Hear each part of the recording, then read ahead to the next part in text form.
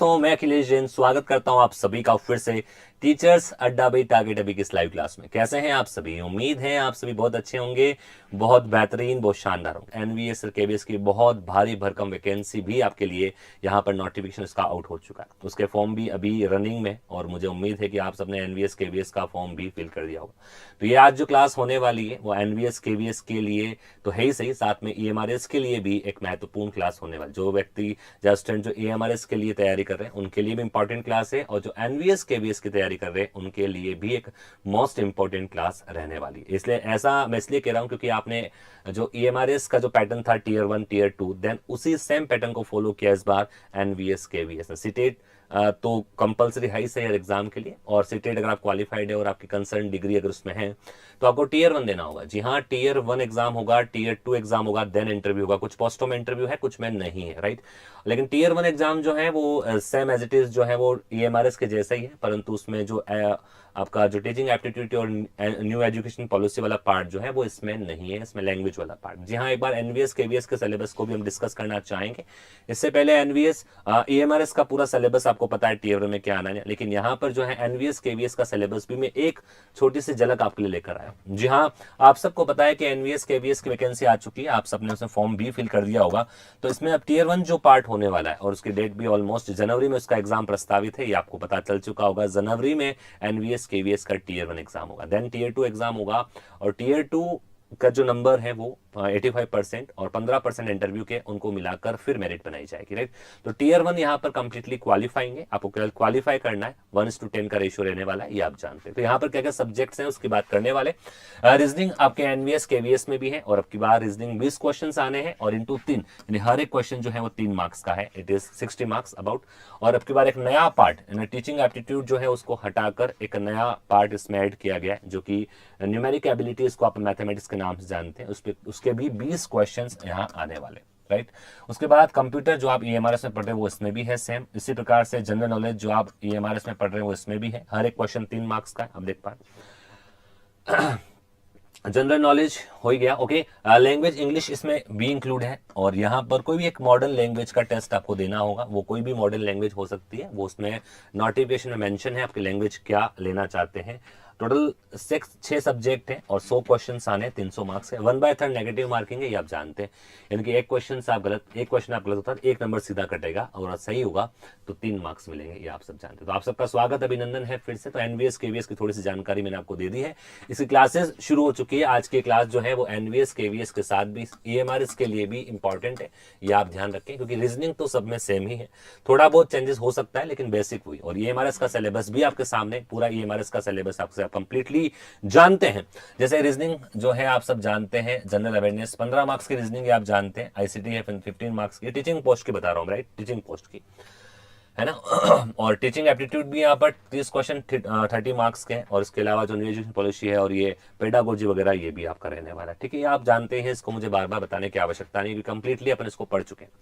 जी, जितने भी लोग लाइव जुड़ चुके हैं आप सबका बहुत बहुत स्वागत है। एक बार क्लास को रीजनिंग क्लास कब से आएगी? रीजनिंग क्लास चल ही तो रही है, रीजनिंग क्लास चल रही है नहीं जी, बिल्कुल। रीजनिंग क्लास कब से आ गई आएगी? तो ये चल रही है, ठीक है। तो शुरुआत करते हैं आज की इस महा मैराथन क्लास की। 6 बजे से 9 बजे तक लेकर इस क्लास का समय रहने वाला है, और आप सबसे मैं निवेदन करूंगा, या कह सकते हैं कि आप सबसे मैं उम्मीद करूंगा कि इस पूरी क्लास के दौरान आप मेरे साथ बने रहेंगे। और ये क्लास जो है, अच्छा स्पेशली एक बात मैं आपसे और कह दूं मैं आपसे कि भाई आज के जो क्वेश्चंस है वो मोस्ट ऑफ क्वेश्चंस वो हैं जो पिछली बार ईएमआरएस भर्ती में पूछे गए थे। तो आज मैंने क्वेश्चंस का डिजाइन वैसा ही रखा है जैसे हूबहू एग्जाम में पूछे गए थे। तो आप सब इस 3 घंटे क्लास के साथ जरूर जुड़े, और जो 12-13 दिसंबर और 21 दिसंबर को जो आपका एग्जाम होना है उसमें एज इट इज प्रश्न आपको देखने होंगे। तो आप सबका स्वागत, अभिनंदन है। एक बार क्लास को जरूर से शेयर कर दीजिएगा जिन लोगों ने क्लास को शेयर नहीं किया। 3 घंटे में आपके साथ रहूंगा, आप भी मेरे से वादा करिए 3 घंटे हम भी आपके साथ कंप्लीटली जुड़े रहेंगे, हम कहीं आपको छोड़कर नहीं जाएंगे। आप अगर इतनी मेहनत हमारे लिए करते हैं और तो हम भी आपका पूरा साथ निभाएंगे यहाँ पर, और हम कहीं भी छोड़कर नहीं जाएंगे। तो पहला सवाल यहाँ पर स्क्रीन पर आपके सामने आ चुका है। पहला सवाल को मैं अगर आपको कंप्लीटली नहीं दिख रहा हो तो मैं पूरा यहाँ पर लिख चुका हूं सवाल को। This is the question which is based on equality inequality, right. तो इक्वालिटी इनइक्वालिटी का प्रश्न है, और प्रश्न भी कैसा है? इनडायरेक्ट इनइक्वालिटी का, राइट। तो यहाँ पर पहला स्टेटमेंट, पहला कंक्लूजन दोनों आपके सामने है, और ये अपने को डिसाइड करना है यहाँ पर कि क्या सही है क्या, है ना। सर बहुत दिनों में मिलती है क्लास कोई अच्छा, आप रेगुलर मिला करेगी, आप निश्चिंत रहिएगा, है ना। म्यूजिक में क्या क्वालिफिकेशन है, आप वो डिटेल से आप नोटिफिकेशन पढ़िए, क्योंकि हर एक का तो मैंने भी नहीं पढ़ा एक्चुअली, आप भी जानते हैं कि हर एक पूरा 57-58 पेज का नोटिफिकेशन है। वो तो आप मैंने जो कॉमन चीज़ है वो मैंने बता दी। आपका सब्जेक्ट कंसर्न जो भी है, वो म्यूजिक है या और भी कोई सब्जेक्ट है, उसकी डिटेल्ड क्वालिफिकेशन मांगी गई है, एलिजिबिलिटी जो है वो पूरा कंप्लीटली दिया हुआ है। तो एक बार उसको जरूर से आप विजिट करें और अच्छे से नोटिफिकेशन को पढ़े और आराम से आप फॉर्म फिलअप कर सकते हैं जी। तो स्वागत है, अभिनंदन है, एक बार क्लास को जरूर से शेयर कर दीजिए सभी, ताकि हमारे साथ सब जुड़ जाए। पहला सवाल स्क्रीन पर आपके सामने आ चुका है, और जितने भी EMRS के TGT PGT के या हॉस्टल वार्डन के जितने भी पेपर हुए थे, उन सब के प्रश्न में लेकर आए आप सब। तो आप सबका स्वागत, अभिनंदन है। एक बार क्लास को जल्दी से शेयर करेंगे। रविवार का दिन इसलिए चुना है कि बहुत सारे लोगों का ऑफिस रहता है, किसी का कोई काम करता है, कोई नौकरी करता है, तो रविवार का दिन इसलिए चुना गया ताकि सभी इस क्लास को अटेंड कर सके। तो आप सबकी जिम्मेदारी है कि इस क्लास को आप अधिकतम शेयर करेंगे, और लाइक भी जरूर करना है जिन्होंने अभी तक लाइक नहीं किया। तो पहला सवाल स्क्रीन पर, आइए सवालों की श्रृंखला शुरू करते हैं, बातें समाप्त करते हैं। और पहला सवाल स्क्रीन पर आपके सामने, पहला सवाल जो है वो इनइक्वालिटी का है, और इनइक्वालिटी के रूल मैंने आपको बहुत बारीकी से समझाए हैं। और क्या समझाया कि जिस किसी में भी आपको रिलेशन पूछा गया है, जिस एलिमेंट्स में आपको रिलेशन पूछा है, उनको आप देखिए कि वो कैसे कनेक्ट हो सकते हैं, क्या उनके बीच में गेट क्लोज तो नहीं है। अगर गेट क्लोज नहीं है, बहुत जल्दी शुरू करेंगे मैथ्स की क्लास में ना, 1 साल है ना प्रतिभा पालीवाल जी, 1 साल 1 ईयर उसकी वैलिडिटी है, आप आराम से परचेस कर सकते हैं जी। तो पहला P और S में अपने को रिलेशन देखना है, तो आप देखें P और S कहाँ है। सबसे पहले ये जो है वो इनडायरेक्ट इनइक्वालिटी है, इसलिए क्योंकि डायरेक्ट कनेक्टिविटी नहीं है, कोमा के माध्यम से आपस में सारे जुड़े हुए हैं। इसमें हिंदी इंग्लिश का कोई इशू नहीं है, इसलिए इधर खड़ा हूं, तो आप निश्चिंत रहें, इधर भी वही लिखा है जो इधर लिखा है, ठीक है। पहला सवाल स्क्रीन पर आपके सामने, P और S, तो अपने को P और S को कनेक्ट करना है, तो हमेशा आप देखें कहाँ मिल रहा है, तो P यहां मिल रहा है और S यहां मिल रहा है, ठीक है। दोनों आपस में किसी प्रकार से कनेक्टिंग नहीं, तो इनके जो कनेक्शन एलिमेंट है जिसके द्वारा ये कनेक्ट होंगे उसको पता करिए। जैसे किससे होंगे भाई, P Q से कनेक्टेड है और S R से कनेक्टेड है और R वापस Q से कनेक्टेड, तो इनका जो कॉमन एलिमेंट बनेगा वो पहले Q बनेगा और उसके बाद R बनेगा। डायरेक्ट नहीं है, इनडायरेक्ट। तो अपन जोड़ते हैं, देखो P और Q में क्या रिलेशन जो है वो लिख दो। P और Q में जो रिलेशन है वो लिख लिया, लिख दिया ये वाला रिलेशन P और Q में। अब Q और R में क्या रिलेशन है, Q बड़ा है किससे, R से, तो इसको भी आप लिख दें, Q किससे बड़ा है, R से, हो गया। फिर R और S में क्या रिलेशन, देखो ध्यान से, यहां पर R और S में क्या रिलेशन है कि R बड़ा और बराबर है S से, R बड़ा और बराबर है किससे, S से। तो यहां से P से S तक की यात्रा करें हम, P से S तक की, तो सारे गेट खुले हुए हैं, सारे गेट खुले हुए हैं, बिल्कुल खुले हुए है ना। और एक काम करते हैं, T को भी साथ में लगा लेते हैं। S किसके बराबर है, T के, क्योंकि आगे अपने को ये भी चाहिएगा, तो S किसके बराबर है, T के, तो तीनों ही अपन ने यहां पर लिख लिया।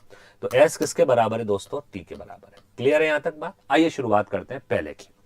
तो P greater than S equal to भी साथ में है, तो P और S को आप देखें, P एरा S एरा, इनके बीच में क्या गेट ओपन है, यस सारे गेट ओपन है। ये वाला गेट ओपन बराबर, गेट खुला हुआ है, गेट खुला हुआ बराबर। अब P और S में संबंध बनाया जा सकता है, रिलेशन डेफिनेट किया जा सकता है, बट ये आप देखें ये आप देखें क्या इसमें मैक्सिमम साइन आ रहा है, क्या इसमें सबसे बड़ा साइन जो है वो ग्रेटर देन का है। तो कंप्लीटली P किससे बड़ा है, S से, क्योंकि ये साइन अगर मौजूद है, अगर ये साइन अगर मौजूद है तो ये वाला नहीं आ सकता इक्वल टू वाला साथ में, तो ये इसका बिल्कुल कंप्लीटली सही होगा। लेकिन आप पहले में अगर देखेंगे तो P greater than equal to का साइन भी आ रहा है, जबकि इक्वल टू का साइन पॉसिबल नहीं है, क्योंकि इस साइन के होते हुए ये सेकंड वाला साइन नहीं आ सकता। तो पहला कंप्लीटली यहां पर क्या है, गलत। दूसरा है T और Q में संबंध, T और Q में संबंध है, तो T और Q में संबंध देखिए, ये गलत हो गया। T और Q की बात करें तो T और Q में क्या हो रहा है, T ये रहा, Q ये रहा, क्या Q से T तक संबंध बनाया जा सकता है, क्या Q से T तक संबंध, बिल्कुल। Q की तरफ गेट खुला हुआ है, खुला हुआ बराबर बराबर, यानी गेट ओपन है। Q बड़ा है T से, मैक्सिमम साइन मिल रहा है, Q बड़ा है T से, मतलब Q बड़ा है किससे, T से, तो सेकंड पॉसिबल है, सेकंड बिल्कुल सही है। तो यहाँ पर ओनली सेकंड फॉलो करता है, option number D is the correct answer. बहुत सारे स्टूडेंट ने सब कुछ सही आंसर दिया है, बहुत बढ़िया। तो सबका आंसर ऑप्शन नंबर डी है। बहुत बेहतरीन तरीके से मैंने आपको एप्लीकेशन में एज वेल एज यूट्यूब की क्लासेस में बहुत बेहतरीन तरीके से आपको सिखाया कैसे आंसर करना जी। क्लियर है, तो यहां पर ऑप्शन सेकंड बिल्कुल कंप्लीटली सही। तो बहुत बहुत शुक्रिया आप सबका, जितने लोगों ने इस क्वेश्चन का आंसर किया है। इसका मतलब आप ठीक ठाक तरीके से रीजनिंग को पढ़ चुके हैं, सीख चुके हैं और बहुत बेहतरीन आंसर आप कर रहे हैं जी। मोहित कृष्णा, सॉरी सर मैं आपकी वीडियो बाद में देख लूंगा स्पीड में, मैंने आपकी सारी 61 वीडियो देख ली है। I am thankful from bottom of my heart because all concept are clear. Thanks from Sikar का छोरा मोहित, बहुत बहुत शुक्रिया। आइए अगला सवाल चलते हैं नेक्स्ट क्वेश्चन की ओर देखते हैं। अगला सवाल स्क्रीन पर आपके सामने है। अभिकथन और तर्क यानी कि असर्शन एंड रीजन के प्रश्न 100% ईएमआरएस के एग्जाम में as well as NVS KVS के एग्जाम में जरूर पूछे जाएंगे। तो आप सभी दूसरे प्रश्नों को पढ़ेंगे यहां पर। कनिका भट्ट जी, आपका भी स्वागत है। बहुत दिनों बाद, आप भी बहुत दिनों बाद दिखे। जी हाँ बिल्कुल, सिंधा जी बिल्कुल कह रहे हैं P>S, बिल्कुल सही है। भानु से बिल्कुल पीडीएफ भी आप तक पहुंचा देंगे। अगला सवाल स्क्रीन पर असर्शन एंड रीजन का सवाल है, अभिकथन और कारण का सवाल, और इंग्लिश हिंदी दोनों में आपके लिए अवेलेबल है। आप आराम से इसको पढ़े, इसका आंसर करें, क्योंकि अभिकथन और कारण का सवाल 100% एग्जाम में पूछा जाएगा। और ये पिछली बार भी ये प्रश्न आया था और विद्यार्थियों को इस प्रश्न ने बहुत परेशान किया था। आइए पढ़ते हैं प्रश्न क्या, हिंदी इंग्लिश दोनों में। अभिकथन यानी कि असर्शन क्या कह रहा है, असर्शन क्या कह रहा है, गर्मियों के दौरान सफेद रंग के कपड़े पहनने की सलाह दी जाती है। क्या ये बात सही है? आप सबने भी देखा होगा, गर्मियों में बहुत सारे लोग बाइक पर चलते हैं, पैदल चलते हैं, कहीं भी चलते हैं तो वो एक व्हाइट कोट पहनते हैं, समर कोट बोलते हैं, यानी वो व्हाइट कलर का होता है स्पेशली, यानी सफेद कपड़े पहनने की सलाह दी जाती है। बिल्कुल सही बात है, ये बिल्कुल बात क्या है, सही है। ये गर्मियों में जो है वो डार्क कलर कपड़े नहीं पहनने, स्पेशली व्हाइट कलर कपड़े पहनने से गर्मी कम लगती है। कारण क्या है उसका, पढ़ते हैं। सफेद रंग के कपड़े सूर्य किरणों को सबसे ज्यादा अवशोषित करते हैं, एब्जॉर्ब करते हैं, अवशोषित करते हैं। Reason, white clothes absorb the most sunlight. क्या अगर सफेद कपड़े, सुनिए बात को ध्यान से, अगर सफेद कपड़े किरणों को अवशोषित करते होते तो क्या सलाह दी जाती है वाली कि सफेद कपड़े पहनो? अगर अवशोषित करते होते तो फिर कितना संकट आ जाता जीवन में। व्हाइट कपड़े कोई पहनता ही नहीं, सारे दूसरे ही कपड़े पहनते। तो व्हाइट जो है वो अवशोषित नहीं करते, वो परावर्तित करते हैं। सबसे कम अब्जॉर्ब जो है वो व्हाइट कपड़ा करता है सनरेज को। इसलिए सेकंड कंप्लीटली सही नहीं है, कंप्लीटली गलत है, क्योंकि सबसे ज्यादा अवशोषित नहीं करते, परावर्तित करते। तो ये बिल्कुल क्या है, गलत यहां पर। तो जो पहला है वो सही है ना, दूसरा गलत है। तो ए सही है परंतु आर गलत है। Option number first is the correct answer है, ऑप्शन नंबर फर्स्ट। क्या it is very clear? No it's not correct. बिल्कुल सही बात कह रहे हैं आप आरिफ जी। ओके, तो आप सभी बहुत अच्छे जानकार हैं। अच्छा, एक बार क्लास को जिन लोगों ने शेयर नहीं किया, क्लास को शेयर तो कर दो। इतने दिनों बाद आपसे मुलाकात हुई है, इतने दिनों बाद आप सबसे मिलना हुआ है, तो एक बार संख्या तो अधिकतम पहुंचा दो, ताकि हमें भी संतुष्टि मिले कि वास्तव में आप सब हमारा इंतजार करते हो या नहीं करते हो। रीजनिंग का इंतजार आपको बेसब्री से है या नहीं, हम कैसे पता पड़ेगा? यहाँ इतने ज्यादा लोगों की संख्या होगी, वही ये बात तय करेगी कि रीजनिंग से आप कितनी मोहब्बत करते हैं। तो आपके नंबर ऑफ व्यूज और नंबर ऑफ लाइक्स से मैं इस रीजनिंग से मोहब्बत से आपको जोड़ रहा हूं। तो आप सबको जो रीजनिंग के प्रति आपकी मोहब्बत है, इसको दर्शाना है आज के आज इसी क्लास में 3 घंटों के दौरान। चलेंगे अगले सवाल पर। नेक्स्ट क्वेश्चन आपके सामने। नमस्कार, सबका स्वागत। जितने भी लोग गुड इवनिंग कर रहे हैं, प्रणाम कर रहे हैं, सबका शानदार स्वागत है भाई। सारे सवाल प्रीवियस ईयर एग्जाम के हैं। आइए, ये क्वेश्चन पूछा जा चुका है सर एग्जाम में, श्वेता शुक्ला। बिल्कुल, मैंने आपसे कहा है कि आज मोस्ट ऑफ क्वेश्चन मैंने वही लिए जो प्रीवियस ईयर एग्जाम में पूछे हुए जी। अगला सवाल स्क्रीन पर यहां पर डेटा सफिशिएंसी का है। ठीक है, प्रश्न दिया गया है, 2 कथन दिए गए हैं, जानकारी सहित निर्णय कीजिए कौन सा कथन पर्याप्त है। डेटा सफिशिएंसी, भाई डेटा सफिशिएंसी का एक बेहतरीन सवाल आपके सामने है। एग्जाम में 100% डेटा सफिशिएंसी क्वेश्चन आएगा ही आएगा जब आप 13-12 दिसंबर को एग्जाम दोगे। Completely you would no.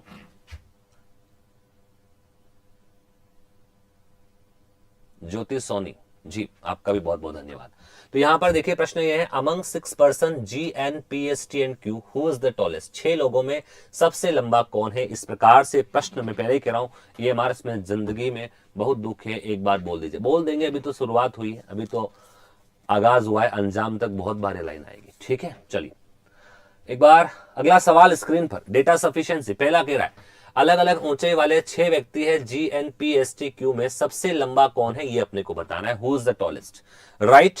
बड़े सवाल की ओर आइए। मैं आपसे हमेशा कहते आया हूं कि डेटा सफिशिएंसी के सवालों में हमेशा आपको इंडिविजुअल स्टेटमेंट चेक करना है, और अगर किसी एक से आंसर आ रहा है, दूसरे से आ रहा है, दोनों को मिलाना है, वो सब तय होगा आफ्टर सॉल्यूशन। आइए, तो पहला कह रहा है क्या, केवल 2 व्यक्ति, 6 लोग हैं, राइट। अपने पास कितने, या सोल्व यहाँ कर लेता हूं। ठीक है, 1 2 3 4 5 6। मैं पहला स्टेटमेंट को यहाँ सोल्व कर रहा हूं। हर एक स्टेटमेंट को अलग अलग सोल्व करके देखना पड़ेगा। यही इस कॉन्सेप्ट को करने का, यही इस सवाल करने का सबसे सही तरीका है। पहला अपने को बताना, सवाल समझ में आ गया। 6 लोग हैं, उसमें से सबसे बड़ा कौन है, इसको बताने के लिए कौन सा स्टेटमेंट सफिशिएंट होगा, कौन सा स्टेटमेंट कथन पर्याप्त होगा, ये बताना है। ठीक भाई, तो केवल 2 व्यक्ति Q से छोटे हैं, इसका मतलब Q यहां पर आएगा, इसका मतलब केवल 2 व्यक्ति क्यू से छोटे हैं, इसका मतलब यह है कि क्यू डेफिनेटली यही आएगा, तभी उससे 2 व्यक्ति छोटे हैं। और केवल 2 व्यक्तियों की ऊंचाई क्यू और एस की ऊंचाई के बीच है। 2 व्यक्तियों की ऊंचाई क्यू और एस के बीच है। बहुत शानदार सवाल आ गया। बहुत 2 व्यक्ति, अब 2 व्यक्ति कहां आएगा, 6 लोग ही हैं अपने पास और क्यू से छोटे 2 लोग हैं और केवल 2 व्यक्ति की ऊंचाई क्यू और एस की ऊंचाई के बीच है। अब इधर तो एस आ नहीं सकता कि 2 लोग चाहिए, डेफिनेटली एस कहां आएगा, यही आएगा। एस कहां आएगा, डेफिनेटली यही आएगा, तभी एस और क्यू के बीच में 2 लोग हो सकते हैं। क्या पहले से अपन बता सकते हैं कि सबसे लंबा कौन है? डेफिनेटली यहां पर सबसे पहले में कौन आ रहा है, सबसे पहले कौन आ रहा है? सबसे पहले यहां पर एस दिखाई दे रहा है, मतलब स्टेटमेंट फर्स्ट तो इसको कंप्लीटली आंसर कर सकता है। जैसे उसने कहा ना कि क्यू और एस के बीच 2 लोग हैं, मतलब अब उधर कोई बचता नहीं है, right. Only 2 people lie between the height of Q and S, तो उधर तो जा नहीं सकता एस, उधर तो 2 ऑलरेडी है। तो यहां पर दूसरा देखते हैं, दूसरा स्टेटमेंट क्या कह रहा है, दूसरे को भी चेक इट आउट कर लेते हैं। दूसरा कह रहा है पी एस से छोटा है। ओके, पी एस से छोटा है, मतलब एस पी से क्या बड़ा, पी एस से छोटा है, लेकिन टी से लंबा है, उससे कई फर्क पड़ता है, एसपीटी। तो यहां सेकंड से कोई आंसर नहीं आ सकता, इसमें मैं ये नहीं बता सकता कि हु इज द टॉलेस्ट, तो सेकंड आंसर नहीं कर सकता है। तो यहां प्रश्न को ध्यान से, अच्छा ऑप्शन बहुत ध्यान से पढ़ना है आपको, है ना, बहुत ध्यान से पढ़ना है। दूसरे की जरूरत नहीं है, यहाँ पर दूसरे की जरूरत ही नहीं है, दूसरे से पता ही नहीं पढ़ पा रहे। जब पहले से आंसर निकलता है और दूसरे से नहीं निकलता, दोनों को मिक्स करने की कोई जरूरत नहीं। तो ओनली फर्स्ट कॉफिशिएंट कैसे पढ़े, इकट्ठे मिलकर नहीं, इकट्ठे मिलकर वाला नहीं है। दोनों कथन इकट्ठे मिलकर भी उत्तर पर्याप्त नहीं, उत्तर तो आ रहा है, कथन फर्स्ट ही अकेला पर्याप्त है जबकि सेकंड पर्याप्त नहीं है। Option number 3 is the correct answer. जब क्वेश्चन को सोल्व करके आंसर लगाने की जब बारी आए ना, तो जिंदगी में दुख नहीं आ जाए, इस बात का विशेष ध्यान रखना, क्योंकि सोल्व करना अलग विषय है, लेकिन ऑप्शन को टिक करना उससे बड़ी कला है। ऐसे प्रश्नों में डेटा सफिशिएंसी में जिंदगी में अक्सर दुख आता है लोगों के, इसलिए आता है क्योंकि बहुत सारे लोग जो है वो ऑप्शन, अच्छा यहां पर ऑप्शन फर्स्ट से आंसर आ रहा है तो वो ऑप्शन फर्स्ट कर देते हैं। अरे ऑप्शन फर्स्ट से आंसर आ रहा है, पर वो कौन से ऑप्शन में लिखा है, क्या फर्स्ट में क्या लिखा है, फर्स्ट और सेकंड दोनों मिलकर पर्याप्त है, दोनों मिलाए का अपन है, जरूरत नहीं थी। दोनों मिलकर भी उत्तर देने पर्याप्त नहीं है, उत्तर पर्याप्त क्यों नहीं, उत्तर तो पहले से ही आ गया। तो only first are sufficient while second is not sufficient, है ना। First alone is sufficient to answer the question while second are not sufficient. इस बात को विशेष ध्यान रखना, इन प्रश्नों में विशेष सतर्कता की आवश्यकता है जब आप डेटा सफिशिएंसी के प्रश्नों को सॉल्व करें। अगला सवाल जो है वो सैलोजिज्म का है, कथन व निष्कर्ष जो आपके ईएमआरएस में लिखा हुआ है। बहुत सारे लोग कह रहे थे, कमेंट सेक्शन देखता हूं मैं बाद में, तो उसमें बहुत सारे स्टूडेंट कहते हैं सर सैलोजिज्म कहां है ईएमआरएस में। तो मैं उनसे यही कहूंगा कि एक बार आप प्रीवियस ईयर पेपर जरूर देख लेना। कायकशा आरिफ सर, एक बार सेकंड वाला स्टेटमेंट फिर से समझा दीजिए। मैं यूं कह रहा हूं कायकशा, सेकंड में केवल पी एस और टी की बात हुई है ना, पीएसटी की बात हुई है और कोई है ही नहीं उसमें। तो सेकंड वाले में कैसे पता करूं 6 लोगों में से पीएसटी कहां स्टैंड करेंगे और उसमें सबसे बड़ा कौन है, मैं कैसे डिसाइड करूंगा, तो मैं I am not able to find, तो इसलिए वो उससे आंसर। तो समझ गए आप बात को, तो विशेष ध्यान रखिएगा। आइए अगला सवाल जो है वो सैलोजिज्म का है। इंग्लिश में ज्यादातर इन प्रश्नों को अटेंड करना ज्यादा सही रहता है, सैलोजिज्म का विशेष रूप से। ठीक है जी, अगला सवाल स्क्रीन पर आपके सामने। सैलोजिज्म एक मोस्ट इंपॉर्टेंट टॉपिक, यहां से भी आपको 12-13 दिसंबर और 21 दिसंबर और एनवीएस केवीएस का एग्जाम जो जनवरी में होना है 100% सवाल देखने को मिलेंगे। आइए सवाल देखते हैं यहां पर क्या सवाल है। ऑल बुक्स आर पेंसिल, मैं स्टेटमेंट बना रहा हूं, आंसर है कंक्लूजन, आप भी आंसर देना शुरू करें, बहुत सारे स्टूडेंट आंसर कर रहे हैं। आइए शुरुआत करते हैं।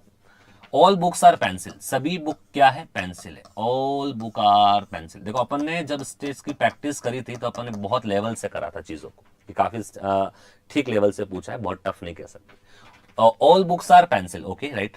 सम पेन्स आर इरेजर, अच्छा कौन पेन इरेजर है। ऑल पेंसिल्स आर पेन, सभी पेंसिल किसका हिस्सा है, पहले इसको पढ़ लो। ऑल पेंसिल्स आर पेन और सम पेन आर इरेजर्स, कुछ पेन यहां पर क्या है, इरेजर है।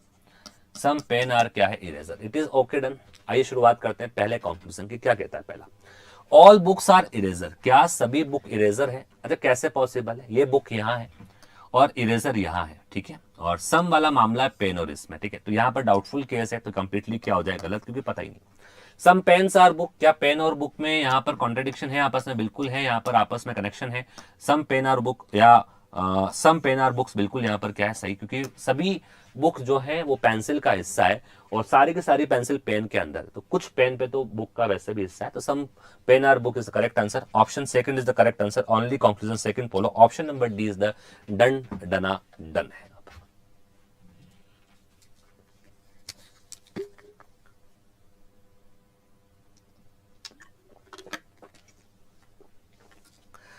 एक बार जी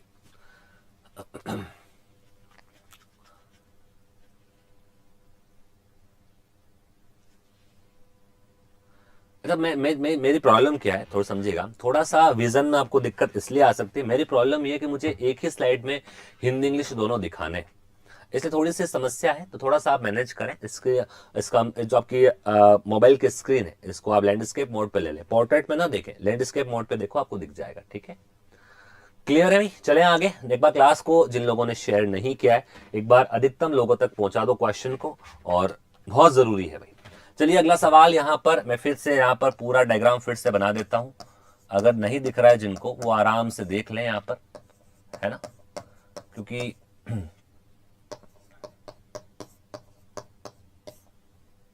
तो यहां पर ये डायग्राम मैं आपके लिए बना रहा हूं। तो आप हिंदी इंग्लिश में ऐसा कोई फर्क नहीं पड़ेगा, इंग्लिश हिंदी दोनों में क्वेश्चन लिखा हुआ है, तो आप ध्यान से देख लें। नंबर्स में फिर से बना रहा हूं यहां पर। ठीक है, वेन डायग्राम का बहुत सुंदर प्रश्न है जो पिछले एग्जाम में पूछा हुआ है, और यहां पर ये प्रश्न आपके सामने है। ठीक है, चलिए तो शुरुआत करेंगे, प्रश्न पढ़ लेते हैं। प्रश्न है, study the given diagram carefully and answer the question. The number in the different section indicate the number of authors who right different types of novels, है ना। विभिन्न अनुभागों की संख्याएं विभिन्न प्रकार के उपन्यास लिखने वाले लेखकों की संख्या दर्शाती है। प्रश्न अपने सामने, फिक्शन, हॉरर और थ्रिलर, उन लेखकों की कुल संख्या कितनी है जो फिक्शन और हॉरर उपन्यास लिखते हैं लेकिन थ्रिलर उपन्यास नहीं लिखते? बताइए आंसर क्या आएगा। आप सबसे यहां पर, अगर लैंडस्केप में क्लियर नहीं है तो क्वालिटी बढ़ा लीजिए। जिस क्वालिटी में इसको आप देख रहे हैं, आप इसको 360p पे कम से कम देखिए, है ना। 720 HD में भी आप देख सकते हैं, लेकिन हाफ HD में जरूर देखें, 760 में, 360 में। तो आइए शुरुआत करते हैं। प्रश्न क्या कह रहा है, what is the total number of authors who right fiction and horror novels but not thriller? तो थ्रिलर को मना करना है, थ्रिलर तो लेना ही नहीं है, बट लेना किसको है? जो थ्रिलर वाला कंप्लीटली क्या है, मना है। थ्रिलर वाला कंप्लीटली यहां पर क्या हो चुका है, मना। लेना किसको? केवल फिक्शन वाले को और हॉरर। तो फिक्शन में कितने आ रहे हैं? इधर फिक्शन में 10 है, 8 हॉरर और फिक्शन मिलाकर है, और 11 ये, तो 11 और 19 और 10 29। 29 इज द करेक्ट आंसर। 29 जो है वो बिल्कुल सही आंसर है। 29 इज द करेक्ट आंसर। तो आप सबने इसका बिल्कुल सही आंसर कर दिया है, कोई दिक्कत वाली बात नहीं। 29 इज द करेक्ट आंसर। एक बार सभी स्टूडेंट्स मिलकर क्लास को जरूर से शेयर कर दें, संख्या बड़ी महत्वपूर्ण है। आगे भी आप चाहते हैं कि कारवा इसी प्रकार से। अच्छा, एक बात और आपके लिए बता दूं, मैं जितने भी लोग लाइव जुड़े हुए हैं, मैं आपसे फिर वादा करके आ रहा हूं, वादा कर रहा हूं कि मैं बहुत जल्दी ऐसे विश्व कह रहे हैं सर इतने आसान आएंगे क्या? अभी तो रास्ते शुरू हुए, मंजिल तक पहुंचने में बहुत सारी कठिनाइयां बाकी है, अभी शुरुआत है मेरे दोस्त, है ना।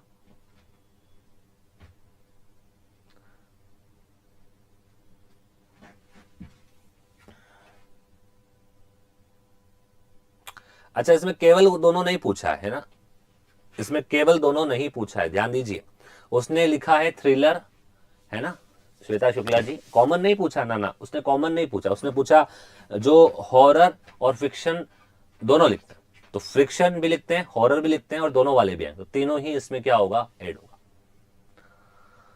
ठीक है, कॉमन देखना है। नहीं नहीं नहीं, जिंदगी में ये तो केवल थोड़ी कहा उसने दोनों, उसने क्या कहा, कितनी है जो फिक्शन और हॉरर उपन्यास लिखते हैं लेकिन थ्रिलर नहीं लिखते हैं। तो 10 क्या फिक्शन नहीं लिखते हैं, क्या हॉरर 11 नहीं लिखते हैं, तो 8 दोनों में आ रहा है। तो इसका मतलब ये अपने को इंडिविजुअल भी लेना है, आप समझे, फिक्शन और हॉरर। जो फिक्शन और हॉरर लिखते हैं, तो फिक्शन भी लिखते हैं, हॉरर भी लिखते हैं, और दोनों भी लिखते हैं। तो फिक्शन अगर मैं केवल 8 लूंगा तो इन 10 ने क्या बिगाड़ा, क्या ये फिक्शन नहीं लिखते हैं।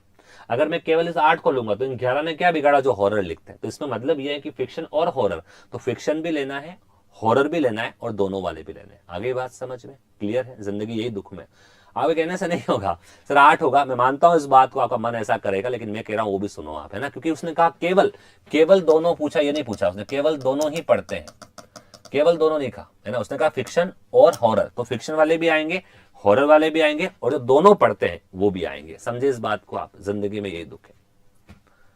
क्लियर है? एक बार क्लास को जल्दी से शेयर कर दीजिए। अगला सवाल स्क्रीन पर आपके सामने है, और ये सवाल हूबहू एग्जाम का है जी। अगला सवाल स्क्रीन पर, नेक्स्ट क्वेश्चन। अगला सवाल क्या कह रहा है, सात मित्र PQRST एक वृत्त के चारों केंद्र के विपरीत दिशा, yes, out of the centre, है ना, facing away from the centre, इसको विशेष रूप से ध्यान रखना। अच्छा सवाल है, सारे क्वेश्चन एग्जाम के आए हुए हैं, तो आप ट्राई करें इस सवाल को। सिटिंग अरेंजमेंट का क्वेश्चन 100% एग्जाम में पूछा जाएगा, तो आप बिल्कुल उसी हिसाब से करें कि हम एग्जाम में करने वाले हैं और एग्जाम का ही सवाल है।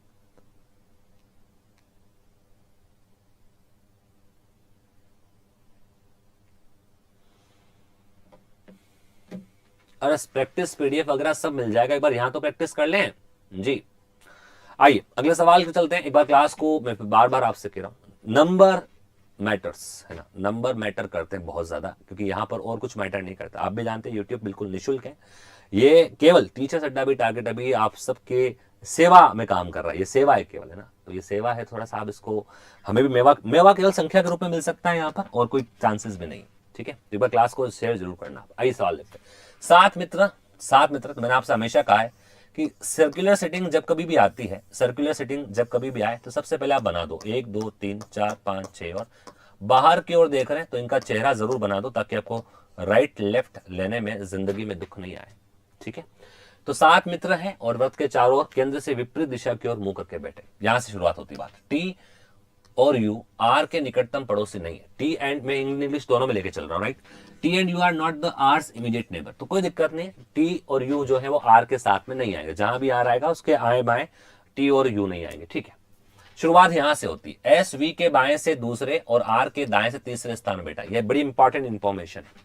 कौन बैठा है? एस। वी के बाएं से दूसरे और आर के दाएं से तीसरे, आप किसी को भी बिठा दो पहले, है ना। तो मान लीजिए आप वी को बिठाते हैं, सपोज यहां पर वी बैठा हुआ है, अब बायां किधर होगा, ये बड़ी इंपॉर्टेंट बात है। यहां पर शुरुआत हमेशा यहीं से करते हैं। अब बायां मतलब आप मान लीजिए आपका मुंह ऐसे है, तो लेफ्ट साइड इधर होगा, क्या लिखा हुआ है? S seat second to the left of V, तो वी बिठा दिया, तो एस उसका सेकंड लेफ्ट में है, तो वी इधर होगा, तो एस जो है वो सेकंड लेफ्ट बैठेगा। और यही एस वापस किसके साथ में है?